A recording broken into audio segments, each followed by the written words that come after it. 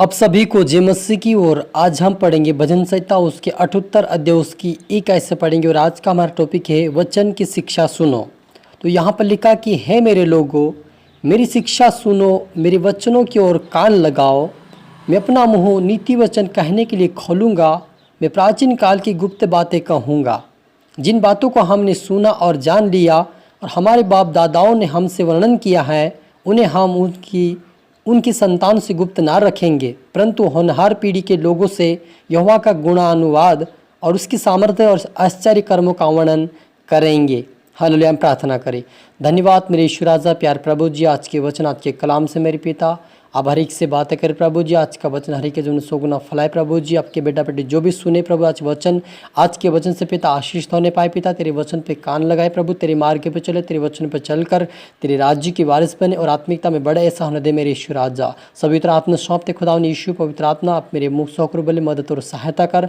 ये प्रार्थना दुआ यीशु तेरे मीठे मधुर नाम से मांगते हैं, आमीन। तो मेरे जी जो हमने यहाँ पर पढ़ा भजन संहिता 78 अध्याय उसकी एक ऐसे पढ़ा कि हे मेरे लोगों, मेरी शिक्षा सुनो, मेरे वचनों की ओर कान लगाओ। मैं अपना मुंह नीति वचन कहने के लिए खोलूँगा। मैं प्राचीन काल की गुप्त बातें कहूँगा, जिन बातों को हमने सुना और जान लिया और हमारे बाप दादाओं ने हमसे वर्णन किया है, उन्हें हम उनकी संतानों से गुप्त ना रखेंगे, परंतु होनहार पीढ़ी के लोगों से यहोवा का गुणानुवाद और उसकी सामर्थ्य और आश्चर्य कर्मों का वर्णन करेंगे। हालेलुया। मेरा जी जो यहाँ पर दाऊद जो कहता है, परमेश्वर के वचन जहाँ पर कहता है, और उसके बाद दाऊद कहता है कि मैं अपना मुंह नीति वचन कहने के लिए खोलूँगा और प्राचीन काल की गुप्त बातें कहूँगा।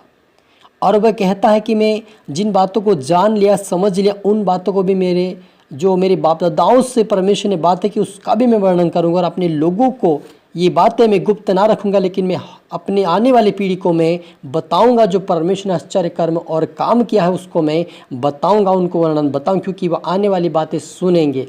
तो सच मेरे अजीज जो परमेश्वर का वचन है, इसे हमें गुप्त रखने की आवश्यकता नहीं है, लेकिन हमें इसे बताने की आवश्यकताएं हैं। क्योंकि परमेश्वर का वचन हमें बांध कर रखने के लिए नहीं रख दिया परमेश्वर ने, लेकिन उसे हमें हमारे जीवन में लाए हम और अपने जीवन में लागू करते हुए हम दूसरों तक बांटें, दूसरों तक पहुँचाएँ। इसीलिए परमेश्वर ने आप और मुझे इस वचनों को दिया है। जैसे दाऊद कहता है कि मैं अपने इस वचनों को मैं गुप्त नहीं रखूँगा, लेकिन मैं आने वाले पीढ़ी को बताऊँगा, ताकि वो परमेश्वर के वर्णन की बातों को जान सके, परमेश्वर गुप्त की बातें जान सके। तो सच मेरे अजीजों, हमारा परमेश्वर का जो वचन है वो जीवित और परमेश्वर का वचन जीवित है, जो आत्मा प्राण को छेदता है और परमेश्वर के वचनों को सिखाकर हमें आत्मिक उन्नति करवाता है। उस वचनों को हमें छिपा के नहीं रखना है, लेकिन हमें अपने जीवन में लागू करके हमें दूसरों तक पहुंचाएं, ताकि दूसरे लोग भी उस बात को जाने जो परमेश्वर की गुप्त बातें हैं। क्योंकि परमेश्वर का वचन छिपाने के लिए नहीं दिया गया, लेकिन उसको बांटने के लिए लोगों तक पहुंचाए और आने वाली पीढ़ी को भी सिखाए। अब ये ना कहें कि हम बच्चों को ना सिखाए, लेकिन आप अपने बच्चों को भी सिखाएं और अपने परिवार को भी बताएं, ताकि वो इस वचन से अनजान ना रहे। क्योंकि यीशु ने कहा था कि पृथ्वी के छोर तक तुम जाओ, मेरे वचनों का प्रचार करो। जब हम देखते हैं कि पतरस और यूहन्ना को जब जेल में डाल दिया, तब परमेश्वर का दूत रात को गया, उनको छुड़ाकर उनसे कहा, उन जेलों से बाहर निकाल कर कहा कि जाओ तो मंदिर में और फिर से मेरे वचनों को उपदेश सुनाओ। यानी प्रभु यीशु मसीह ये चाहता कि हम इस वचन को गुप्त ना रखें, लेकिन हम इस वचनों को बांटे, लोगों तक पहुंचाए, ताकि हर एक लोग को इस वचन को सुनकर उनका जीवन बदले, उनका हृदय बदले और परमेश्वर के योग्य चाल चल कर वो परमेश्वर के राज्य के वारिस बने। ये परमेश्वर चाहता है, यीशु मसीह चाहता है, ये पवित्र आत्मा चाहता है। इसलिए आप और मुझे इस बातों को, जो परमेश्वर की गुप्त बातें हमें लोगों को खोलकर बताना, उनसे डरना नहीं है कि मुझे ये मसीह कह देगा या मुझे विरोधी मेरे विरुद्ध में खड़े हो जाएंगे। आपको ये बातें अपने मन में ना रखें, लेकिन आप इस बात से सोचें कि परमेश्वर मेरी ओर से बोलेगा, इनके मनों को बंद करेगा। और हमें छिपाना नहीं चाहिए, क्योंकि यीशु ने कहा, जो कोई मुझे लोगों के सामने मान लेगा, मैं उन्हें अपने पिता के सामने मान लूँगा। लेकिन जो मेरा इनकार इन लोगों के संसार के अंदर मेरा इनकार करेगा लोगों के सामने, तो उनका मैं अपने पिता के सामने इनकार करूँगा। यदि आज हम लोगों को डर कर परमेश्वर का वचन नहीं बताएंगे, तो कल आप और मुझसे परमेश्वर पूछेगा कि मेरे वचनों को तुमने क्यों गुप्त में रखा। हालेलुया।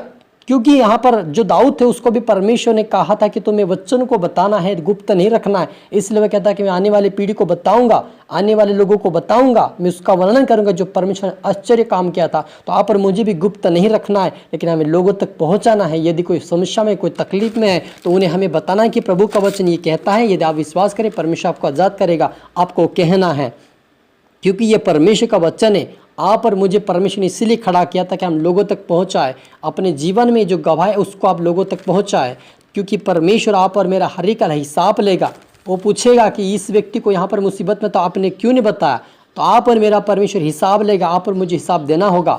जो विश्वास नहीं करते, जो परमेश्वर के वचन से अनजाने, उनको हिसाब देना नहीं पड़ेगा। उनके कर्म के अनुसार प्रतिफल उनको देगा। लेकिन आप और मेरा हिसाब करेगा परमेश्वर की, मेरे वचनों को कितने लोगों को बांटा, कहाँ पर गया और कहाँ पर चुप्पी बांधे रहा, कहाँ पर ये अपने आप को छिपा कर भाग रहा था। इस बात को परमेश्वर सारी बातें जानता है। इसलिए आप और मुझे नहीं छिपाना है। अपने आप को मसीह कहने से अपने आप को इनकार ना करे।